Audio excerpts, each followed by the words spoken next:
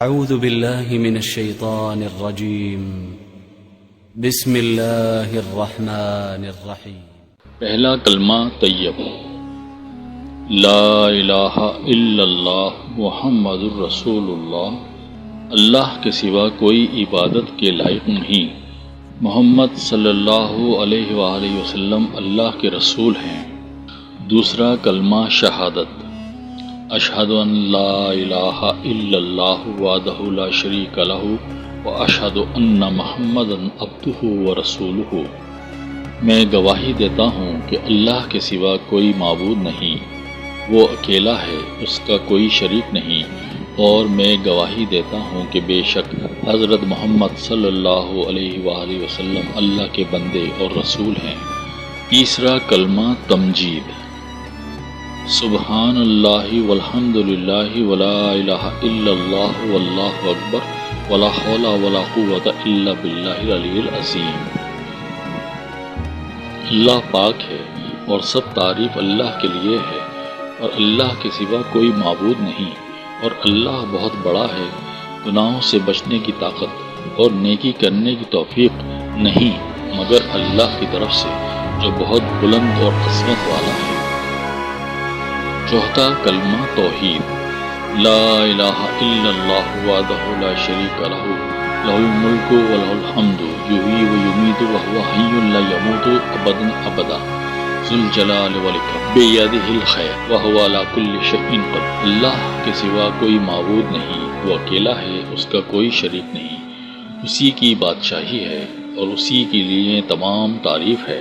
وہ زندہ کرتا ہے، وہی مارتا ہے، اور وہ ہمیشہ کے لیے زندہ ہے جو مرے گا نہیں،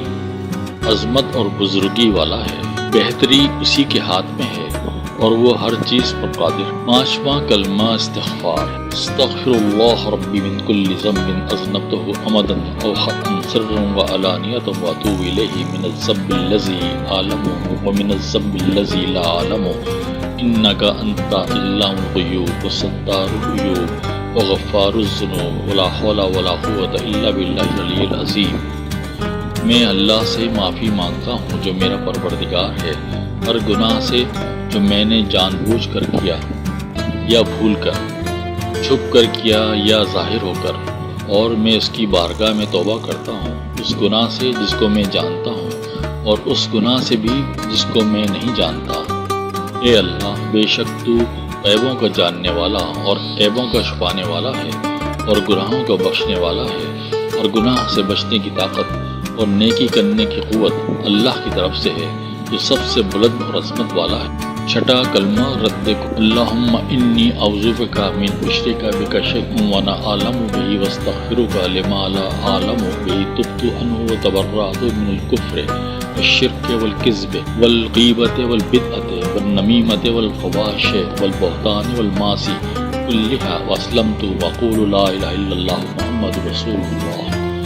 اے اللہ، میں تیری پناہ مانگتا ہوں اس بات سے کہ میں کسی شے کو تیرا شریک بناؤں جان بوجھ کر، اور بخشش مانگتا ہوں تجھ سے اس شرک کی جس کو میں نہیں جانتا، اور میں نے اس سے توبہ کی اور بیزار ہوا،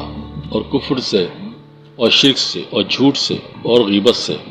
اور بدعت سے اور چغلی سے اور بے حیائیوں سے اور بہتان سے اور تمام گناہوں سے، اور میں لایا اور میں کہتا ہوں کہ اللہ کے سوا کوئی عبادت کے لائق نہیں، اور میں اسلام لایا اور میں کہتا ہوں کہ اللہ کے سوا کوئی عبادت کے لائق نہیں، محمد صلی اللہ علیہ وآلہ وسلم اللہ کے رسول ہیں۔